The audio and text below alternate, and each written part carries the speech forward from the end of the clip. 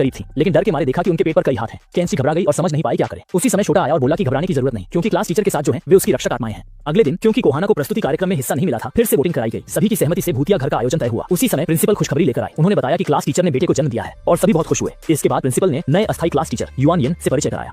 सभी लोग सामने खड़े युवा पुरुष शिक्षक को देखकर उत्साहित हैं, लेकिन सिर्फ जियांजी का चेहरा तनावग्रस्त नजर आ रहा है। असल में युआन ये के पीछे एक काली छाया जैसी आत्मा चल रही थी। थोड़ी देर बाद शियाओ हुआ और जियांजी ने सबको साथ लेकर भूतिया घर सजाया और स्कूल की आत्माएं भी वहां आ गईं। जियांजी ने पहली बार इतनी सारी आत्माएं देखी जिससे वह थोड़ा डर गया, लेकिन सहपाठियों को अजीब न लगे। उसने खुद को शांत दिखाने की कोशिश की। कक्षा शुरू होते ही युआन ये ने शियाओ हुआ का नाम पुकारा, जिससे लड़कियां थोड़ी जलन महसूस करने लगीं और सबने शोर मचाया कि युआन ये को उनका नाम भी याद रखना चाहिए। ठीक उसी समय जियांजी ने देखा कि आत्मा की नजरें शियाओ हुआ पर थीं, मानो उसमें भी जलन हो। शियाओ हुआ को अचानक तेज भूख लगी और उसका शरीर कमजोर महसूस हुआ। साफ था कि आत्मा शियाओ हुआ से उसकी ऊर्जा चूसने का बदला ले रही थी। धीरे धीरे शियाओ हुआ और कमजोर और थकी दिखने लगी। जब सब ग्रुप फोटो खिंचवा रहे थे, जियांजी ने देखा कि शियाओ हुआ का आधा शरीर आत्मा के कब्जे में था, लेकिन जियांजी अभी शियाओ हुआ को सच्चाई बताने की हिम्मत नहीं जुटा पाई। उसे डर था कि शियाओ हुआ यह सब सहन नहीं कर पाएगी। शियाओ हुआ की हालत देखकर जियांजी चिंतित हो गई, इसलिए वह उसे फिर मंदिर में मन्नत मांगने ले गई। लेकिन इस बार किस्मत ने साथ नहीं दिया। मंदिर की कृपा असर नहीं कर रही थी और बुरा यह हुआ कि शियाओ हुआ का मिजाज अचानक चिड़चिड़ा और गुस्सैल हो गया। वह न सिर्फ जियांजी का साथ देने से इनकार करने लगी, बल्कि उसे धक्का देकर जमीन पर गिरा दिया और वहां से चली गई। घर लौटने के बाद जियांजी उलझन में बिस्तर पर लेटी थी। उसे समझ नहीं आ रहा था कि शियाओ हुआ की मदद कैसे करे। तभी एक छोटी आत्मा की परछाई उसकी नजरों के सामने आ गई।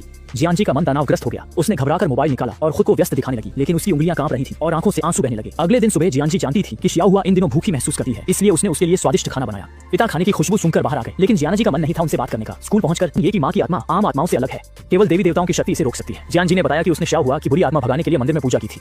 पहली बार बुरी आत्मा को भगाने का असर अच्छा था, लेकिन दूसरी बार नहीं हुआ। झेंगताई ने पता लगाया कि दोनों बार समय अलग था, पहली बार दिन में, दूसरी बार रात में। झेंगताई ने सोचा शायद ऐसा इसलिए हुआ क्योंकि सूरज ढल गया था और मंदिर के देवी देवता सोने चले गए थे, इसलिए असर नहीं हुआ। आमतौर पर देवी देवता सुबह 9 से शाम 6 बजे तक रहते हैं और अब सूरज ढलने वाला है, इसलिए जल्दी कोई तरीका निकालकर युआन ये को मंदिर ले जाना जरूरी है। इसलिए जियांजी ने एक तरीका सोचा। उसने जानबूझकर भूतिया घर की सजावट को नुकसान पहुंचाया। फिर युआन ये के पास गया और झूठ बोला कि उसे फिर से सामग्री खरीदनी है और उम्मीद जताई कि हालांकि शियाओ हुआ पूरी तरह स्वस्थ हो गई है तो उसका तनाव एकदम से कम हो गया और उसके चेहरे पर अनायास ही मुस्कान खिल उठी। इसके बाद जियांजी ने शियाओ हुआ से कहा कि असल में उसने पहली बार जो भूत देखा था वह उसके पापा थे, क्योंकि उसके पिता पहले ही इस दुनिया से जा चुके थे। उसके लिए सबसे तकलीफदेह यह था कि पिता के जाने से एक दिन पहले वह एक छोटी बात पर अपने पिता से झगड़ पड़ा था। ये बात उसके दिल में कांटे की तरह चुभी थी, जिसे वह भुला नहीं पा रहा था। शायद यही दबा अपराध बोध था जिसने उसे अपने पिता की आत्मा को देखने की क्षमता दी थी। लेकिन जियांजी नहीं चाहता था कि उसके पिता उसकी हालत के बारे में जाने। पिता को हमेशा देख पाने के लिए जियांजी ने जानबूझकर उन्हें अनदेखा करने का फैसला किया, ताकि वह चुपचाप उनकी निगरानी कर सके, जैसे पिता कभी गए ही न हो। इसी वजह से पिता हमेशा उससे बात करते रहते थे, लेकिन वह कभी भी जवाब देने को तैयार नहीं होता था। कहानी के अंत में सांस्कृतिक उत्सव की रस्में औपचारिक रूप से शुरू हो जाती है। छोटी डरपोक थी, इसलिए भूत का वेश नहीं पहन सकी। जियांजी और शियाओ या ने उसे अंदर खींच लिया। उसी समय झेंगताई भी भूत बंगले में आकर शियाओ या से बात करने लगा, लेकिन अजीब बात यह थी कि शियाओ हुआ को झेंगताई की परछाई भी नहीं दिखी। असल में झेंगताई भी स्कूल में भटकने वाले भूतों में से एक था। इस स्कूल में कई साल पहले एक ढाने की घटना हुई थी और झेंगताई उसी हादसे के पीड़ितों में से एक था। और असल में ये स्कूल एक गर्ल्स हाई स्कूल है, इसलिए स्कूल में दिखने वाले सभी लड़के वास्तव में भूत हैं।